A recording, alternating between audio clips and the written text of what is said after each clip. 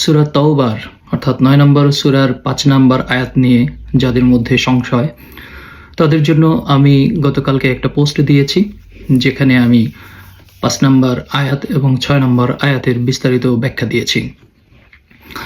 তারপরেও যাদের সংশয় আছে যে সেখানে বলা হয়েছে কিন্তু যারা তওবা করবে, সালাত প্রতিষ্ঠা করবে এবং যাকাত দিবে, তাদের পথ ছেড়ে দাও।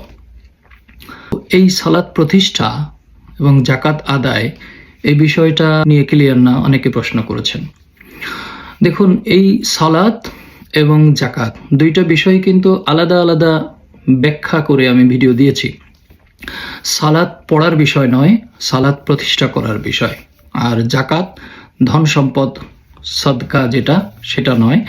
যাকাত হচ্ছে ঝাক্কা, ওয়ুযাক্কিহিম, ঝাক্কা মানে পরিশুদ্ধ করা, অন্তর পরিশুদ্ধ করা। অন্তর পরিশুদ্ধ হয় একমাত্র অন্তরের ভেতরে যেই শয়তানের ধোঁকা থাকে, লোভ, হিংসা, কামনা, বাসনা, রাগ, এগুলো থাকে, এইগুলোকে বিসর্জন দেওয়া, এগুলোকে সম্পূর্ণরূপে বিনাশ করা। আর সেই বিনাশ করতে হয় আত্মসমর্পণের মধ্য দিয়ে। তো এই যাকাত বিষয়ে আমি বিস্তারিত বর্ণনা এর আগে দিয়েছি, প্রয়োজনে আলাদা করে আরও ভিডিও করব। আপনাদের মাথার মধ্যে যদি থাকে যে সালাত প্রতিষ্ঠা মানে হচ্ছে এই প্রচলিত নিয়মে এইভাবে নামাজ পড়লেই সালাত প্রতিষ্ঠা হয়ে যায়, তাহলে ভুলের মধ্যে আছেন। সালাত সম্পর্কে আমি সংক্ষেপে একটা উদাহরণ দেই। সালাতের বাংলা অর্থ হচ্ছে সংযোগে স্থাপন করা, যোগাযোগে স্থাপন করা, মনকে কেন্দ্রীভূত করা, মনকে নিয়ন্ত্রণ করা, একনিষ্ঠ ধ্যান নির্দিষ্ট করা ইত্যাদি অনেক অর্থ বোঝায়। কিন্তু সালাত অর্থ প্রার্থনা কখনোই হয় না।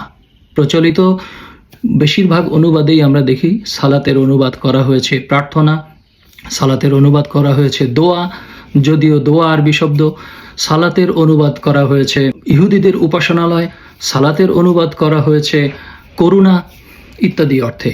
কিন্তু সালাত এর অর্থ হচ্ছে সংযোগ ও যোগাযোগ স্থাপন করা। সেটা কিভাবে? লক্ষ্য করুন এই ছবিটার দিকে।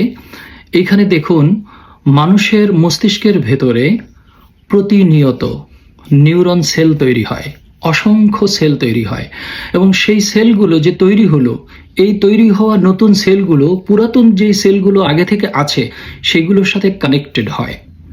তো এই নিউরন যখন তৈরি হয় তখন কি কারণে তৈরি হয় এবং কেন কানেক্টেড হয়? উদাহরণস্বরূপ, আপনি মনে করুন একটা নাম শুনলেন, একজনের একটা নাম শুনলেন। নাম কি? একজন বলল আমার নাম হচ্ছে সজীব। তো এখন এই সজীব নামটা মনে রাখার জন্য আপনি কি করেন? আপনার স্মৃতিতে আপনি খুঁজে দেখেন যে এই সজীব সম্পর্কিত আগের কোনো স্মৃতি আছে কিনা। হ্যাঁ, আমার বাড়ির পাশে একটা ছেলে আছে, ওর নাম তো সজীব। কিংবা আমি যে স্কুলে পড়তাম, স্কুলের আমার এক বন্ধু ছিল সজীব। কিংবা আমার কলিগ, ওর নাম সজীব। এই সজীবের সাথে এই নতুন সজীবের যে স্মৃতিটা, এটা আপনি কানেক্টেড করেন মনে রাখার জন্য।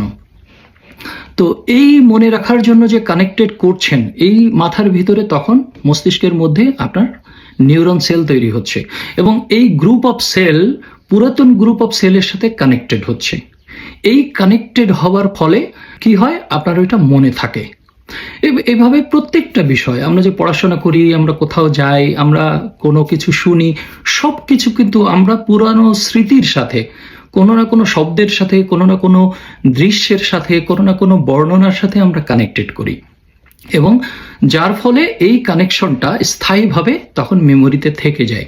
আর এই মেমোরির সকল কিছুর এই ফাংশনাল ফলাফলটা সে নিয়ন্ত্রণ করে হচ্ছে মানুষের অন্তর।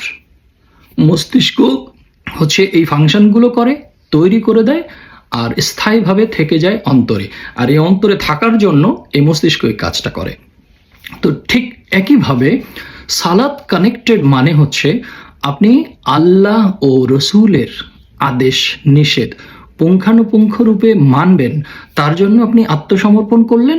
আত্মসমর্পণ করার পরে আপনার ভেতরে যেই চেতনাগুলো আসলো যে আমি মিথ্যা বলবো না, চুরি করব না, ডাকাতি করব না, ওজনে কম দিব না, ভেজাল মিশাবো না, কটাক্ষ করব না, মানুষকে ব্যঙ্গ করব না, মানুষের সাথে ষড়যন্ত্র করব না, ক্ষমতা দখল করব না, সম্পদ দখল করব না, সম্পদ একা ভোগ করব না, মিথ্যা প্রতিশ্রুতি দিব না, প্রতিশ্রুতি ভঙ্গ করব না। হ্যাঁ, এই যে যত প্রকার আদেশ নিষেধ আছে, এই সকল প্রকার আদেশ নিষেধের উপর আপনি মনোনিবেশ করলেন, এবং এই মনোনিবেশটা আপনার মস্তিষ্কের মধ্যে ওই যে নতুন সেল তৈরি হলো, এই নতুন সেলটা পুরাতন সেলের সাথে কানেক্টেড হয়ে যাবে।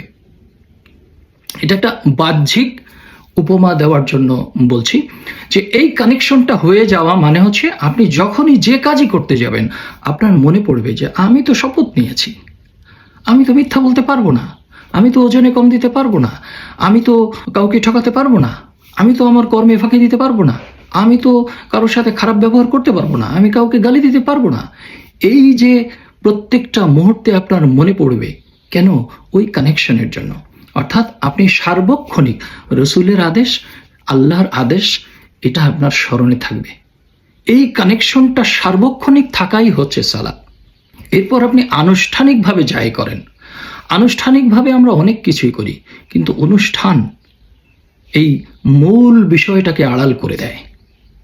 যেমন ধরুন, আপনি যদি আপনার সন্তানকে ভালোবাসেন, যদি কেন, আপনি অবশ্যই আপনার সন্তানকে ভালোবাসেন, আপনি আপনার বাবা মাকে ভালোবাসেন, আপনি আপনার স্ত্রীকে ভালোবাসেন, আপনি আপনার স্বামীকে ভালোবাসেন, তো এই যে ভালোবাসাটা, এটার জন্য কি আপনার অনুষ্ঠান করতে হয়? এই যে আমরা বছরে একবার জন্মদিন পালন করি, কিংবা বাবা মার বিবাহ বার্ষিকী পালন করি, কিংবা বাবা মার জন্মদিন পালন করি, কিংবা এই যে ভ্যালেন্টাইন্স ডে, ভালোবাসা দিবস পালন করি, এই দিবস যারা পালন করে না, তারা কি ভালোবাসে না? তাহলে এই অনুষ্ঠানটা কি আসলে? অনুষ্ঠানটা আপনার সারা বছরের ভালোবাসাকে, সারা বছরের সম্পর্কটাকে আরেকটু ঝালাই করে। বলা যায় এটা অনেকটা লোক দেখানো। একটা জন্মদিন দিনে দাওয়াত করা, যারা আসছে সেই নিজের বন্ধু, নিজের পরিবেশ এবং নিজের যেই যোগাযোগ ব্যবস্থা, সেটাকে ফুটিয়ে তোলার জন্য, বা কোনো কোনো ক্ষেত্রে তাদের সাথে আমার লেনদেনের স্বার্থটাকে আরেকটু শক্ত করার জন্য আমরা এই ধরনের অনুষ্ঠানগুলো করে থাকি। কিন্তু এই অনুষ্ঠানের আড়ালে যে সম্পর্কটা রয়েছে, সেই সম্পর্কটাই আসল। সেই সম্পর্কটা বজায় রাখার জন্য অনুষ্ঠান জরুরি নয়, অনেক ক্ষেত্রে প্রয়োজনও নাই।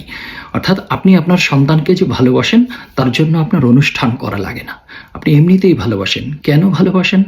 তার প্রতিটা বিষয়, প্রতিটা ক্ষণ আপনার ভেতরে আছে, আপনার ওই মস্তিষ্কের মধ্যে কানেক্টেড হয়ে আছে।